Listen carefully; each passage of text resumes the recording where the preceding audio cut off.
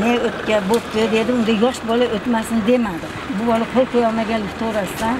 Милициянын көчмө кабылдамасы бул ирет Кара Суу районунун Шарк айылына келди. Тартип сакчыларына укуктук, социалдык жана башка жеке маселелер боюнча кайрылууга боло тургандыгын уккан жергиликтүүлөр акырындык менен чогула башташты. Алардын көпчүлүк бөлүгү жер жана үй мүлк маселелери боюнча кайрылышты. Üydüm bana ötkürdü. Çal ötkenden keyin. Bir yıldan keyin, 6 aydan keyin. Ötkürgenden keyin ben bir oğlum benim, kelin çözdüm.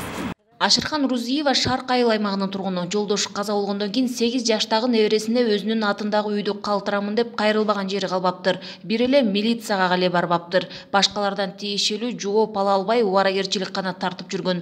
Көчмө кабылдамада тартип сакчысы Рузиеванын тиешелүү документтерин карап чыкты. Айтымдарында аймакта жер жана мүлк маселелеринде түшүнбөстүктөр көп.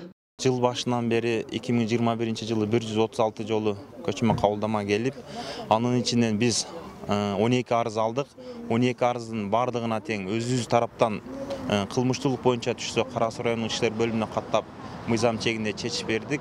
Ал эми социалдык жактан жер маселелери, суу маселелери болсо Кара Суу райондук администрацияга жазып, жолдомонун негизинде ошолордун бардык маселелерин чечип бердик. Милиция үй бүлөлүк зомбулуктун алдын алуу боюнча чараларды күчөтүүнү колго алууда. Ош областында жыл башынан бери ушул күнгө чейин 419 үй бүлөлүк зордук зомбулук катталган. Былтыркы жыл бул көрсөткүч 503-тү түзгөн. Тартип сакчылары аялдарга болгон зомбулук менен катарлы эркектерге жана жаш балдарга болгон зордук зомбулук маселесин айтып коңгуроо кагышууда. Erkek anın için 68'i былтыркы жылы аялдардан арыз түшүүдө, быйылкы жылы 48 түшүүдө. Аялдарга карата зордук зомбулук болду деп. Эми ошол эле учурда эркектерге караган зордук зомбулук боюнча дагы былтыркы жылы 50 катталса, быйыл 36 катталып атат. Ал эми балдарга карата былтыркы жылы 8 учур катталса, быйыл 2 учур. Ал эми кыздарга былтыркы жылы 14 учур катталса, быйыл 9 учур.